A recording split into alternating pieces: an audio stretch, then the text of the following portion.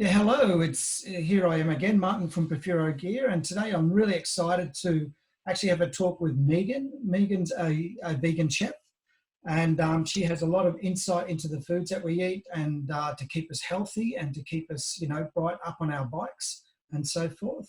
I'd like to hand you over to Megan now, and so that she can introduce herself and her business. So, Megan, hi. How are you today? Hi Martin, I'm good, thanks. How are you? Yeah, very well, thanks. That's good. Yeah, so I'm a vegan chef and obviously I'm a cyclist. I'm very much recreational cyclist, but very much a professional chef. I've been cooking for 30 years and I have been vegan for about 6 years now, vegetarian and then vegan. So obviously that's a major shift for anyone, but yeah, especially for a chef because all food, all the flavor that I would use in the past came from butter, cheese, meat. So it's been so educational and enlightening to make that shift into using vegetables for everything. So yeah, it's been a really interesting journey. Yeah, so that is the major shift. No dairy products, no meat products, just everything completely grown, essentially. Completely veggies, yeah, and it's exciting because people have done so many amazing and creative things. Like there's some beautiful products on the market now with like fermented nuts, making cheeses and things like that. So it's like there's. I think I always say this to people if because I love food so much and it's been a part of my life in such a big way for so many years. If I felt like I was missing out on flavor or enjoyment at all, I don't think I would be able to sustain this lifestyle.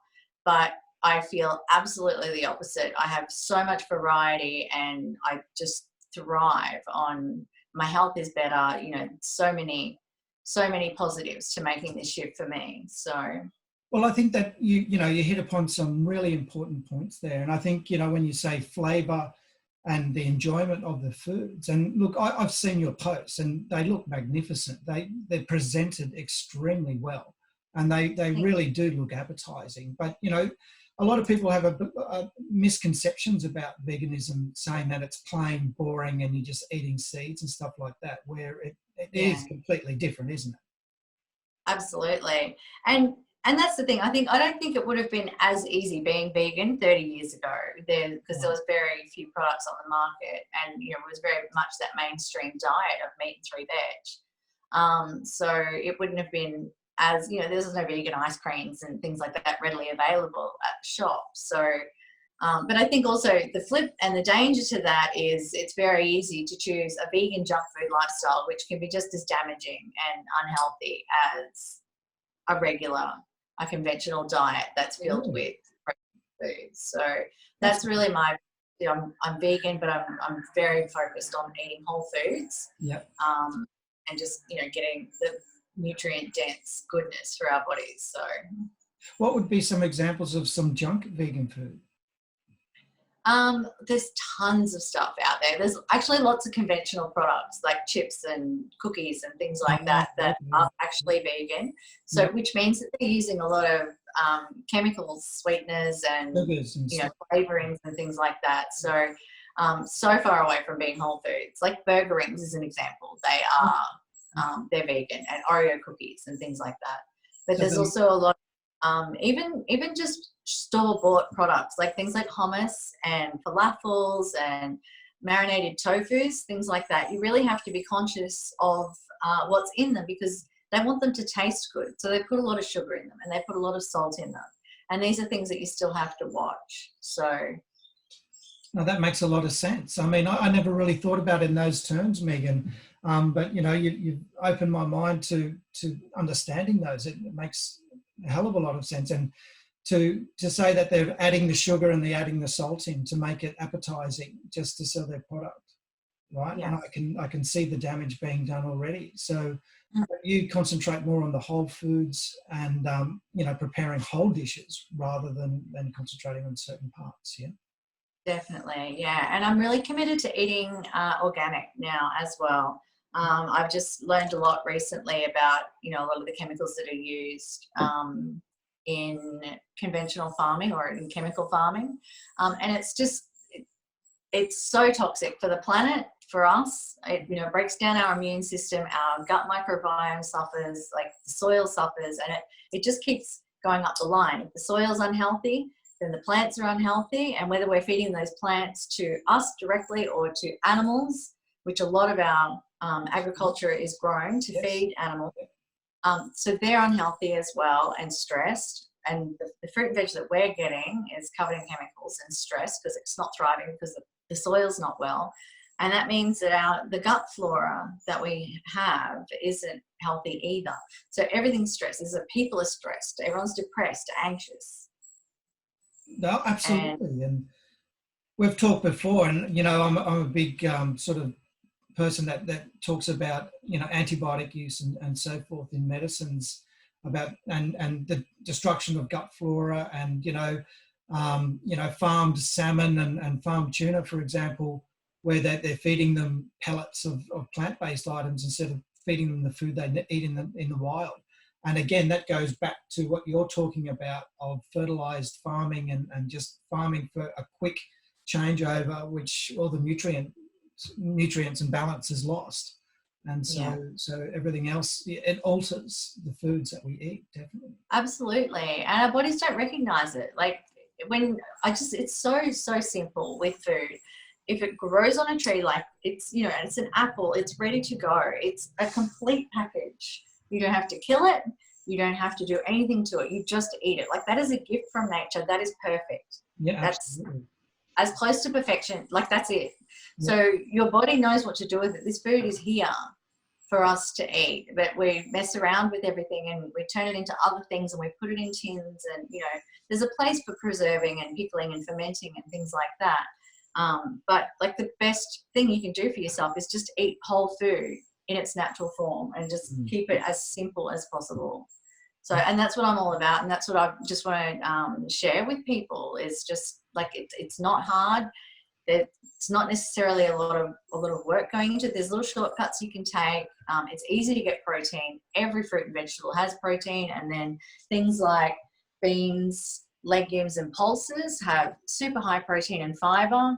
Super good. Like fiber is so good for gut flora, developing gut flora. And so it's not hard to get the nutrition that you need. You just have to learn a few good recipes and a few good skills. So absolutely. And you think this, you know, being a vegan, an alternative, or dare I say it, because you know it's very attractive, but do you think it's a way back for people to get back online, as to definitely. You know, as to get, you know, back on track for our healthy well-being? Because you see Definitely. and this, people don't seem to realize that the connections between the foods that we eat and the modern diseases we have with anxieties and mental health issues and obesity, diabetes, and so forth. It is time to turn it around, isn't it, really? It really is. And like there's a lot of research out there supporting plant-based diets, and like if for no other reason, or just a reset. Like I don't know if there's, like, me personally, I don't want to kill anything, and I don't want to eat anything that's been killed. Like that, just if you just think about that for a minute, it doesn't really make sense. But the flip of that is, it's one thing to eat a cow that's been raised by yourself, or eggs from a chicken that have been raised by yourself, and you know the environment that they're in. It's something else completely in this factory farming situation that we have. These animals are not treated well. We do know that, but we don't want to hear it, because we like chicken. It tastes good, but there's thousands of things that taste good and don't have to suffer so that we can nourish ourselves. Yeah. And there is just so much research, especially around like the use of Roundup, and glyphosate is the active ingredient. Absolutely. It's water soluble. It's absolutely everywhere. And there's been links between Alzheimer's, dementia, Parkinson's disease, like when they started to use glyphosate heavily and when these diseases started to rise. There's plenty of research, infertility, all kinds of problems because of this stuff, which is why it's so important to start choosing organic. And, you know, people think it's expensive, and it is more expensive, but what is the price of your health? Like, at some point you are going to pay. It may not happen today. Oh, you know, I've been eating conventional all my life, I'm fine. Yeah, I know, but But at 70 at or some point 80, you pay the price. yeah. And also children pay the Well, you pass it price on as because well through your just, DNA. pardon? You pass it on through your DNA. Absolutely. It compounds. So And then yeah, if you're feeding your it's children real. your diet, it's getting worse and worse and worse as you go. Exactly. Right? So, yeah. Exactly. Yeah. So yeah, I think it's like for me, it's this is it. Like this is like grassroots. This is where you start. And I'm not an activist. I'm not, you know, kind of, that's not my calling. But I've been a chef my whole life, and I've cared about food. And this has really shifted my perception of food and what it's for. Like, you know, it's to nourish us. It's not, you know, to like, it just, because I've been through all kinds of things. I've been through bulimia with, you know, so I've had unhealthy relationships with food and food addictions and all kinds of things like that. And this has just balanced me so well. Just eating foods that my body recognizes. It manages cravings. I've managed my weight now. I'm super energetic. You know, when I was riding a lot, I was riding 150, 200 Ks a week. There's plenty of vegan athletes out there that, you know, that are doing it, like killing it. So Yeah. I think it's just a myth that you need the meat to get the energy and protein and, you know, carbs that you need. I don't think so. And maybe meat in its form, in its day, you know, I still eat meat, okay? I'll put my hand up, but I'm eating less and less and less. My wife is Japanese, and so Yeah. they don't have a heavy meat diet. It's heavy on vegetables anyway, right? So sometimes I have my binge, but my usual diet is sort of less and less and less as we go, right? So I think that's happening for a lot of people as well. And because there's some really good documentaries around now as well that that highlight the benefits as opposed to like naming and shaming people for eating meat, you know, and there's, because and I think that's important. Like, people would rather move towards something that's going to offer benefits than be like guilted or shamed into trying to make course, absolutely, yeah. So Yeah. that's my view on it. I think there's obviously a place for everything, but I think like with some of these movements, like there's that documentary on Netflix called Game Changers, and that really reached a lot of men, and a lot of men cyclists that I know have been asking me questions about vegan diets lately. So yeah, it's that kind of thing. Like, it's, you know, just encouraging people to have a different look at things. Well, So you know, like I was just saying too, you know, I can understand meat in its place, especially in evolution and so forth of humans. I'm talking prehistoric times and stuff. I mean, it was a source of food. But when you explain it as in the terms today of farming meat, it takes on a whole different meaning and a whole different story, doesn't it? Really. it really does. It really does. That it's one thing to eat. You know, a lot of cultures have been eating meat for centuries, but they don't eat it 3 times a day. They're not having bacon for breakfast, highly processed bacon for breakfast. They're not having ham sandwiches for lunch and, you know, a steak for dinner. Like, that's a lot of meat. It is. And that's like, especially in Australia, that's just been how we've done it, you know. So that's our culture. It is the culture. Yeah. Absolutely. And it's this perception that it's an easy thing to do, is throw a bit of steak on, grab a bit of salad, you know, you're off and racing. So it's just, but like, we've got such a diverse culture around food in Australia now because of all our immigrants and things like that, which is amazing. Like, people are really open to different styles of food, and there's heaps of ways to have an interesting diet and replace those meat products. I'm going to get to that in just a second, because you've just raised a really important point that I want to ask you that question. But before I ask that question, I'd like to say, what do you think about fish? Is that in the same sort of like the red meat, white meat sort of argument, or is fish category, or I think does that work? The issues with fish now are very much like mercury levels and plastic that's been ingested from the ocean and things like that. Like, there's no, and farming methods, as you said before. Farming, there's a lot of clean fish left, you know, and people are eating stuff like bassa, and, you know, it's coming out of the Mekong, and it's coming out of the, I don't know if you've ever been to a fish farm, but it's not pretty. It stinks It's Oh, disgusting. I've seen It's it. really nasty. Yeah. So, I've been through abattoirs, I've been to fish farms, like I've been very into my food for a really long time, and I've seen how things are done.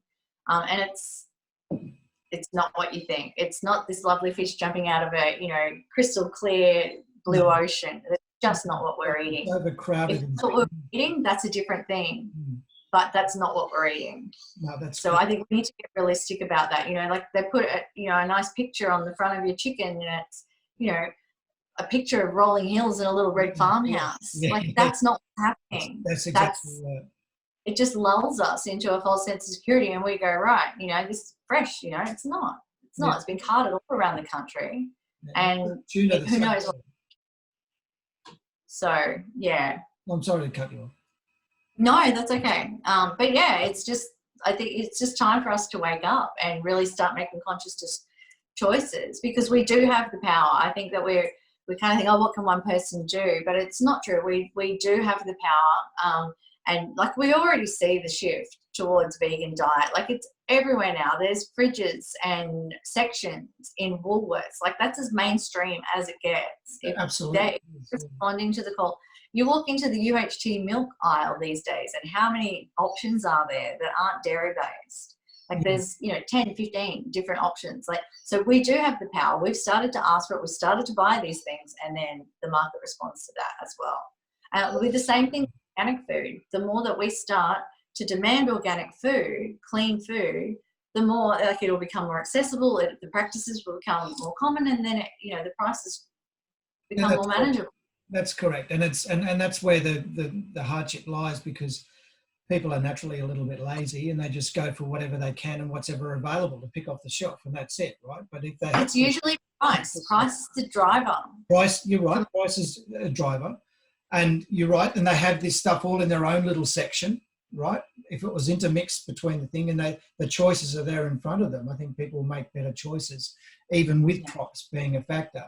But it can't be chalk and cheese. But it needs. No, and people need to know how to use different things. And I think that, like you said, I can make food. Like it's easy for me. I know what goes well together. I can cook anything and make it taste good. Yeah. So I know how to apply those techniques and principles of cooking and methods of cookery to vegetables as well. And once people have a few tips, tricks, some techniques, and a reasonable recipe, or just some flavor bases, then you'd be amazed at the variety that you can establish in your diet. But like if you're coming from a place of having meat and 3 veg every night, then that's it's quite a big shift.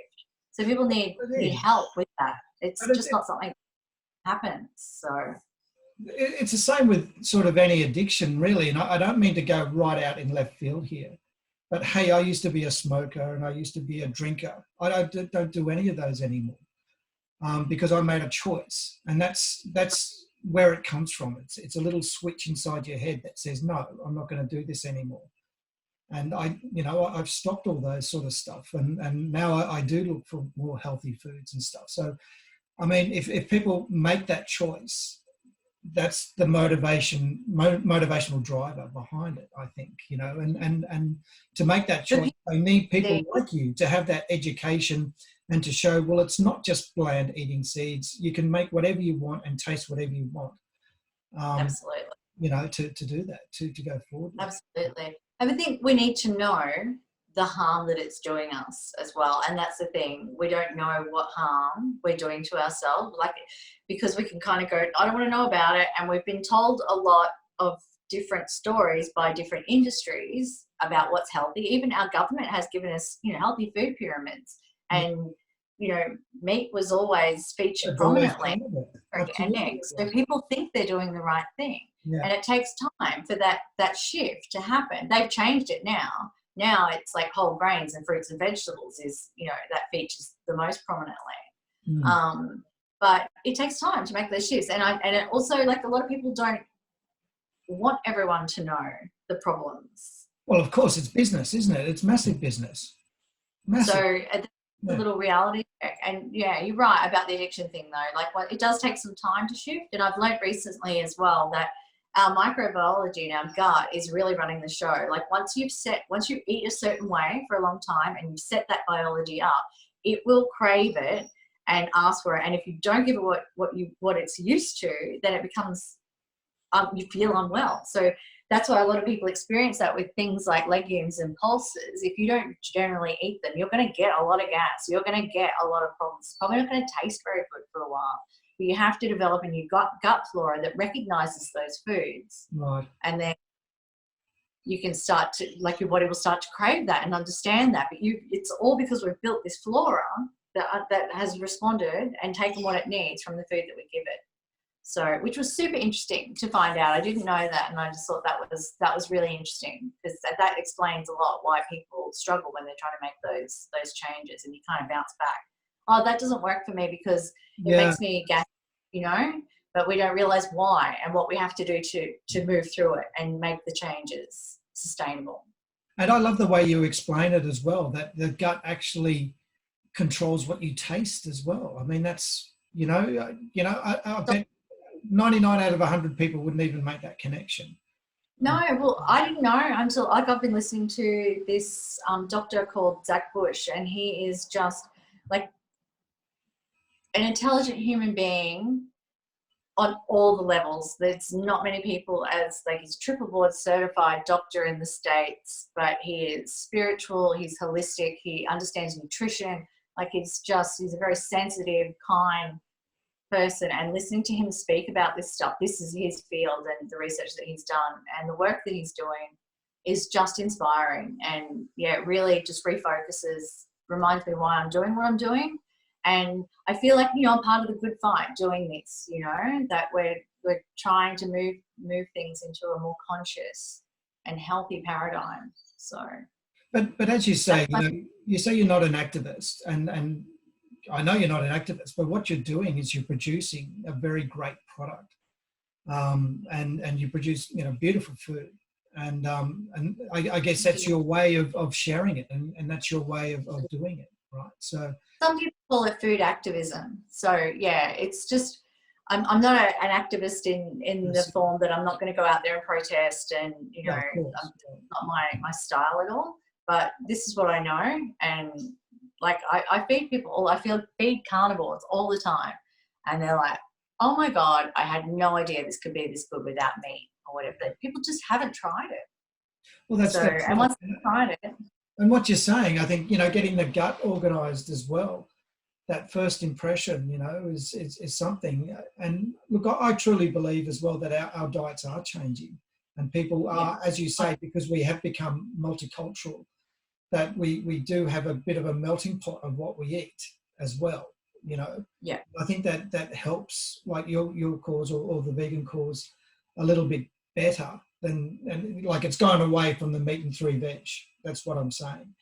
Absolutely. So that helps, and but I guess that thing is that it's going to take, and it's not a long time at all. When you say that your gut flora has to change, I don't think we're talking days, weeks, months, or anything like that for that to happen. I think it's a relatively quick change on the whole scheme of things, really, isn't it? Yeah, I guess it depends where you are, like how your diet looks before you start. Like, if you're eating a lot of junk food and meat pies and cans of Coke, and it's going to take some time to regrow that kind of stuff. But like, it's nowhere near impossible, and you just have to know why you're doing what you're doing. But I definitely agree with you about like the multicultural kind of cuisine that we have access to. Like, a lot of people are already eating a lot of vegan food. They just don't think of it as vegan. We're all eating a lot of, we'll eat tofus in stir fries and, Japanese food. Everyone loves agadashi tofu. Like, there's plenty of, and hummus. Like, everyone eats hummus now. That was like 20 years ago. Hummus what? Like, I remember being so excited to learn how to make my own hummus, and like, it's available everywhere now. So people eat, eggplant dips and chickpea dips, and it's a lot of stuff. They're Indian food, pre-made at Woolworths now, right? You can just pick them up. Exactly, it's part of what people eat. It's just part of like a staple diet. And Indian food, it features prominently vegetables and things like that. So we're accustomed.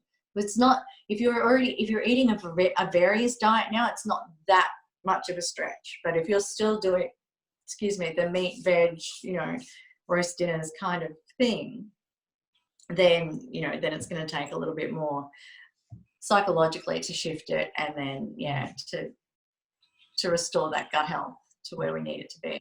So that leads me into the next question, and where I was going to before about, with vegetarian or just a more balanced diet, shall I say? Let's leave it at that. Is there any particular culture that really promotes this more than any others? We were talking about Asian and Indian foods, for example. I mean, it seems to be from the East that a lot of this food really comes from, right? And would you agree with the mental thinking behind it, and the philosophies behind that? It's coming from those sort of areas from the Far East, or would you say it's spread everywhere? Well, if you look at it, most of the older cultures didn't have access to meat all the time. It wasn't farmed, and they didn't have refrigeration, and so a lot of them are heavily vegetable based. Look at Turkish and Middle Eastern cuisines. There's lots of hummuses and lots of roasted vegetables and olives, and Italian cuisine is the same. It heavily features vegetables, and they have seafood because they have coastal areas, but they don't eat a lot of it, and they use they use pork and ham and things like that, but they shave it so fine, and they have a few pieces. It's a whole different thing to the way we just consume. It's this Western culture of just consume, consumptive, it's full on stuff like that as well. You go to the pub and have a steak, and it's 2 inches thick, right? Yeah. Right? Who does that? That's not something that features prominently in other cultures. In Asian cuisines, there's lots of regional places that feature vegan food. They're already eating vegan. That's where tofu comes from. That's lots of veggies and usually it I mean, obviously it depends on the environment. Some places are arid and they don't grow a lot of vegetables, or they're coastal, so they have access to more fresh seafood or sea vegetables and things like that. Very much environmental, but most cultures are heavily plant-based. It's just this Western society that we've just jumped food, and we've made food into a business as well. Take out pizzas and just that whole convenience. You go to Vietnam and there's little tiny restaurants everywhere, but they're making real food. Yeah. They're not filling things with, it's the pho and, the stir fries, and, it's fresh vegetables that are grown just down the road and they're picked every morning. And, it's a whole different thing from going to the supermarket to buy things that have been trucked in and sitting in cold rooms for months and ripe and done naturally with gases and things like that. It's a whole other thing. Oh, right. Yeah, absolutely. It is, isn't it? You've got me thinking.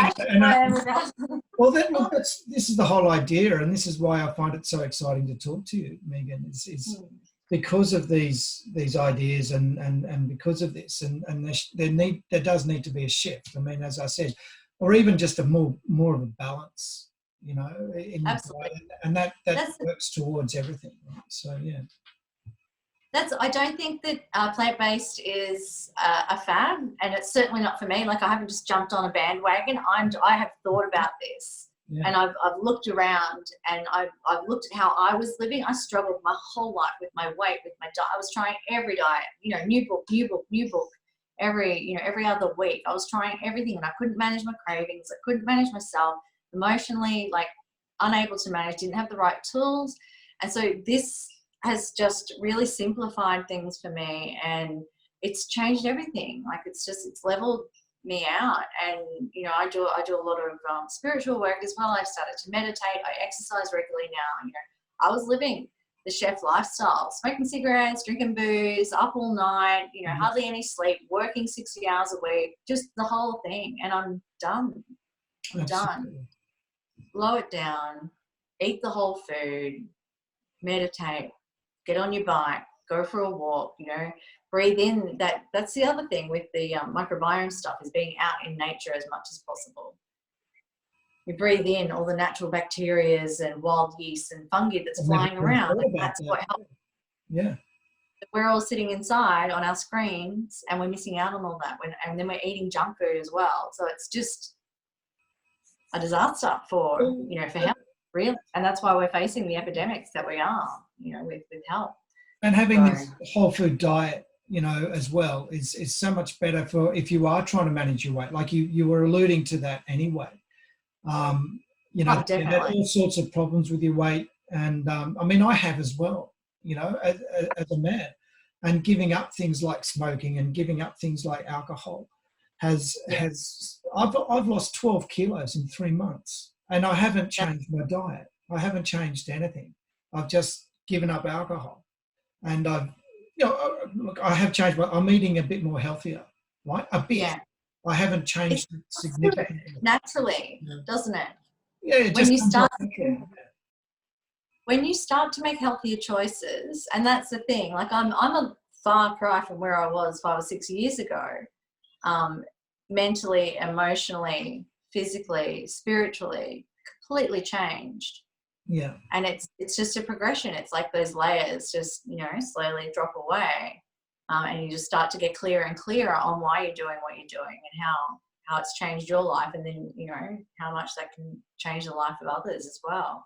Absolutely. So it's just, I think people have got to see it, and they've got to understand that they want something better as well. And that's absolutely motivating. That's the thing. The decision process. When you're so used to feeling rubbish, you've forgotten how good you can feel. Yeah. Like, so many people have been overweight for so long and, unable to exercise, where it's like, you've just given up. Like, and I get it. I've been there, like, lived it. But now I'm like, now if I feel a little bit rubbish, I'm onto it. So I don't get sick anymore. I haven't had a cold in years. I'm lucky. I have a very robust constitution anyway, but I'm lucky that I got in before I started, problems started to develop, because I was definitely on the path to destruction, Well, just not just eating well, but, having regular exercise. I'm a big proponent of that as well. Having regular exercise definitely helps that. And so good. Again, the word balance comes to mind, right? Balanced diet, balanced life, balanced exercise that go with it. You don't have to go out and break your neck every day or anything like that. I used to do 200, 250 Ks a week in cycling as well, but I sustained an injury to my hand, and then I sustained an injury to my back. And, I'm just sort of getting back into it, but I do 150 a week or something, 100, 150 a week. And that seems to satisfy me fine. I'm still maintaining a good level, and it gives you not only physical clarity, but it gives you a lot of mental clarity as well. Absolutely. Yeah. And then you get all the good endorphins. Sorry. And it's it's a social game as well. Like, that's what I found with cycling. I ride with a bunch of women who are amazing. And just like, they've been so supportive on my journey with, what I'm doing with my business and things like that. So it's just like, when you're doing something good for yourself, life starts to give you what you need as well. So it's like this, this circulatory situation. And it's, I'm super grateful to cycling for that. It's changed my life. I've never done any kind of sport like that before in my life. I've done a bit of running in the past, but that was very much a solitary thing. So I haven't done any sort of social group activities, and cycling has definitely, it's given me so much. I'm super grateful. Grateful. It's so much fun. Like, especially here on the Gold Coast, the weather's almost always good. Yeah. It's 10 minutes to somewhere gorgeous in every direction. And I've seen so many things on the bike and so many places on the bike that I would never have seen. You'd never go, would you? Like, you wouldn't even drive there, but all of a sudden you're there on a bike and you go, oh, wow, I didn't know. And if you did drive there, you'd miss the beauty of it anyway. Yeah. So, it's a different thing. And you get to, spend time with this, amazing group of people. So... Well, you can do it by yourself as well. I find cycling very meditative. Yeah. I go through a lot of problems that I'm having. And not that I have a lot of problems. What I mean to say is that if I've got an issue, I get out on the bike, and it's that stroke sort of meditation quality of cycling that helps me clear the clutter out of my mind, and I can actually do things a bit a bit better. Blows out the cobwebs.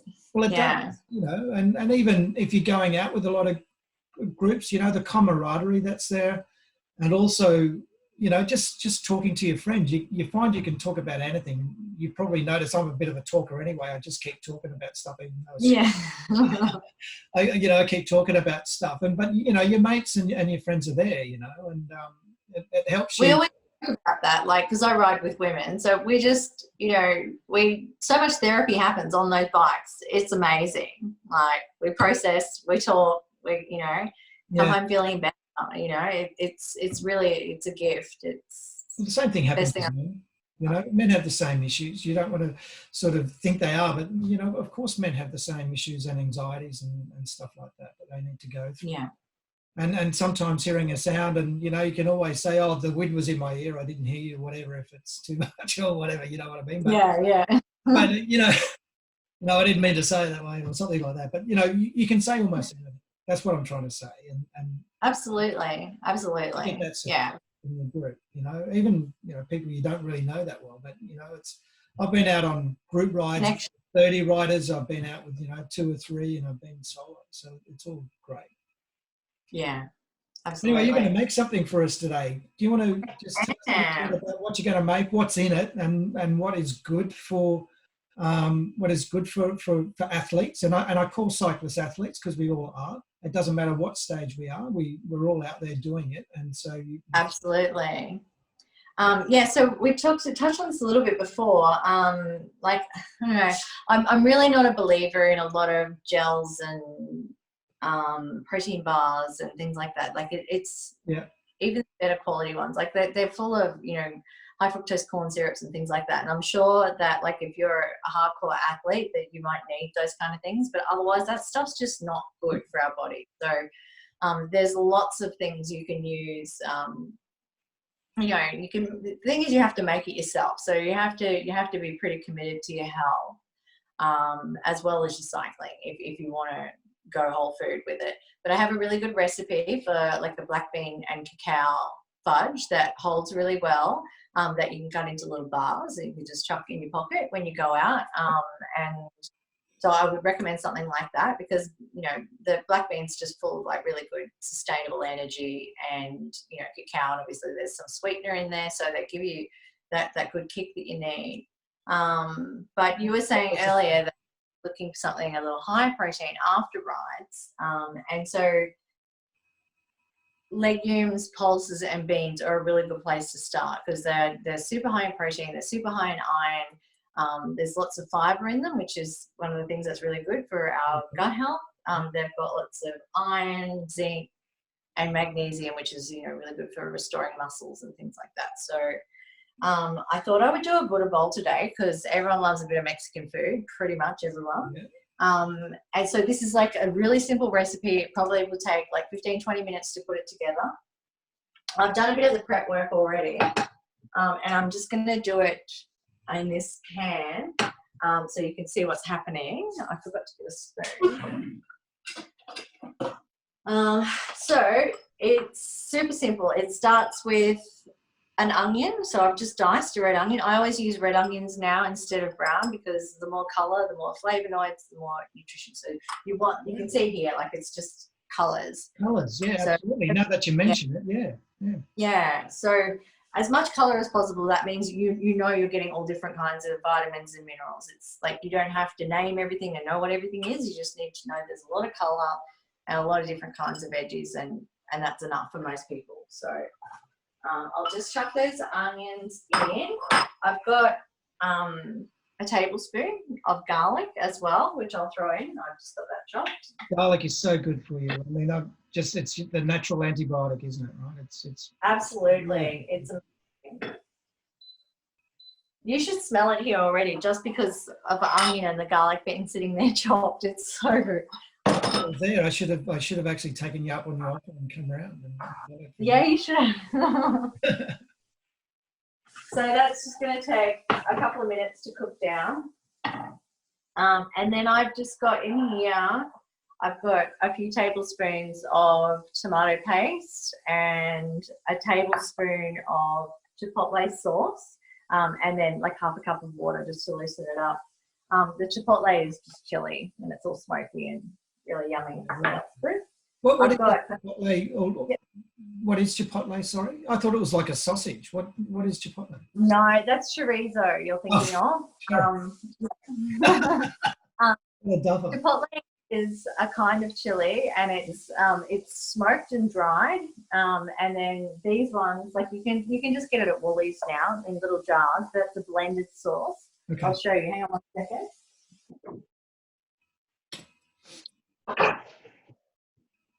Yeah, that one's available at Woolies. So it's just a smoky chili sauce with some tomatoes and garlic, and Okay. it's super yummy.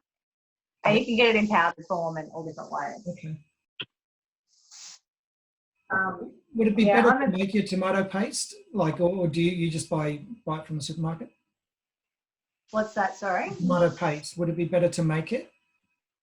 I just buy it because I don't have that kind of time, and like it's a lot of tomatoes to get tomato paste. Right. So, but I always use fresh tomatoes. I don't bother with tinned tomatoes. So that's that. I've got a tin of black beans and a tin of chickpeas here as well. So that's basically the recipe: onions, garlic, tomato paste, chipotle sauce, black beans and chickpeas, which you could use anything. Kidney beans, you could use lentils, you could use whatever you like. And then I think I've got like, I don't know, it's probably 2 cups of tomato, about 3 big tomatoes. And I'll just put a spoonful of cumin in there, and that's it. Then you just let it cook, and that's it. So easy. I'm all about easy because, you know, I'm one person. And so I usually only cook for myself, and you don't want things to be complicated. People don't want to deal with a lot of dishes, and just, so it's got to be quick, it's got to be tasty.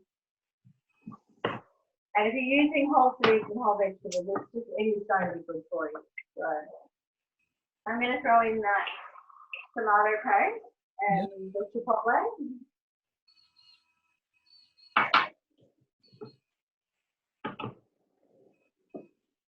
This is really starting to smell so good. Are there any like other fresh herbs and stuff that would complement that, or do you think you know, too much is overkill or something like that? Or no, I've got some fresh parsley and some fresh coriander chopped up in here. okay. I was going to ask about coriander because that's one of my favourites. Yep.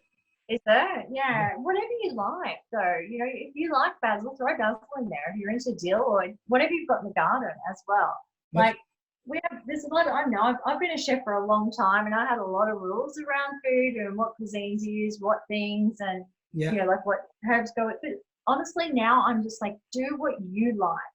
Get some foundational, you know, techniques, but do what you like. If you love mint in there, chuck mint in there. Who cares? Like, I wouldn't personally, but like if that's what you're into, go for it. Well, that just you know, proves how easy it is to prepare, isn't it? Right? As long as you've got those basic food. Not saying that what you've devised here is easy. I'm just saying that you know, it is easy. Everyone can do it, right? I mean, it's something that, you know, if they have the right amounts and the right quantities proportionally together, that you can really make a satisfying dish yourself. That is really absolutely healthy. And that's the thing. Like this, there's nothing complex about this. This is a one pot quick thing that you could do when you're, you know, coming home from a ride and you're stuffed, or, you know, you're coming home from work in the evening as well. Like, and that is my main objective, is to offer people things that they can do really quickly when they're busy, because everyone's busy. So people don't want to spend hours making all kinds of complicated recipes. It needs to be quick. It needs to be healthy. It needs to be accessible. All the ingredients that I use come from the local Woolies, you know, except for my fruit and veg, I usually buy from the organic grocer, but, you know, everything I get locally, so it's accessible for everyone. Yeah. I'm just going to throw like a teaspoon of salt in there as well. When you say Woolies, just for my European friends and South American friends, you mean the local supermarket? That's the local supermarket, yeah. Yeah. Yeah, but there's nothing, you know, fancy. There's no fancy truffle oils, or, you know, it's just basic stuff, and just prepared with a bit of love and a bit of thought. and it's yummy. So I'm going to throw those black beans in there. I'm really pushing the limits with this pan. So Yeah, I wanted you to I can see it see. overflowing. Yeah. Can you mix it with something else? I mean, I dare say pasta because that's got eggs in it, but you can get Japanese noodles, which are rice pasta or rice noodles now. What about rice or something? Most dry pasta does not have eggs in it. Most of the dry pasta that you get at the supermarket is just semolina and water. You have to specifically buy egg pasta. So yeah, you could easily throw pasta in there. I would serve this with, I would just put like leaves down on the plate, some kind of salad or whatever. Okay. Rice. Yep. I just cooked some earlier. Bit of rice. And I always rice preference. Pardon? You have a specific rice preference, like I really short, brown, whatever. Yeah, I really enjoy brown rice, organic brown rice. It's like this nutty, juicy, delicious flavor. I highly recommend getting good quality organic brown rice. I've also made like a little salsa. So it's just cucumber and tomatoes and some coriander chopped up with a little bit of seasoning in there. So I would serve that with it. What about vinegars and stuff like that? Do you use those? What's that? Vinegars and things like that. Do you use vinegars in your cooking? Yeah, absolutely. Yeah, just different dishes. Depends what you're making. So especially if you're sorry. Oh, when you're talking about the salsa, I thought you'd have a little bit of vinegar or something in that to give it some. Yeah, there's lemon juice in there as well. Yep. Yeah. So I always add a lemon as well, especially when I'm having greens, because iron absorption is aided by vitamin C. So lemon or orange, or if there's capsicum in the food, or a bit of lime. So that's always a yummy addition.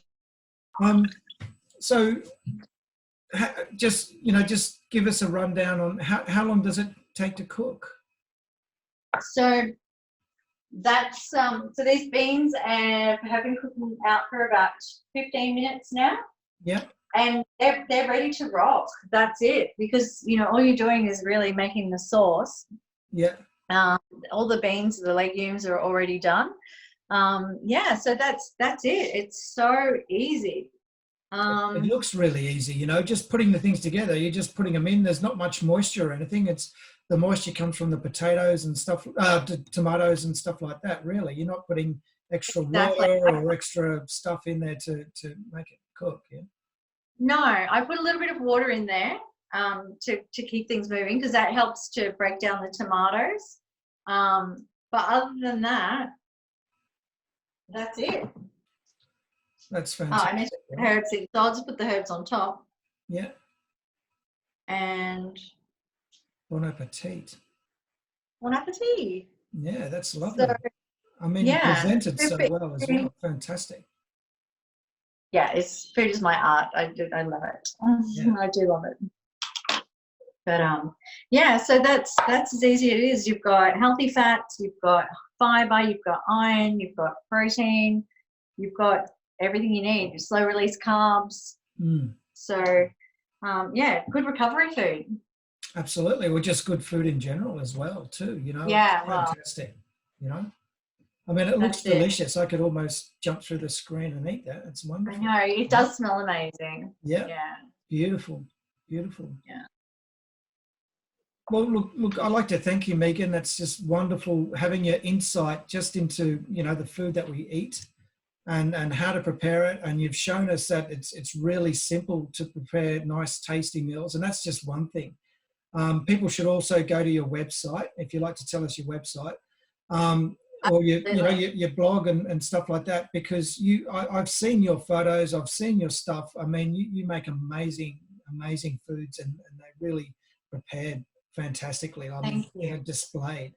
It's incredibly appetizing. So please let us know your website. So my whole mission is basically to bring whole food to inspire people to cook more at home. And so I'm doing live online cooking classes at the moment because of our sequestration situation. Yep. So they're available, and I was doing workshops, which I will continue to do when things shift.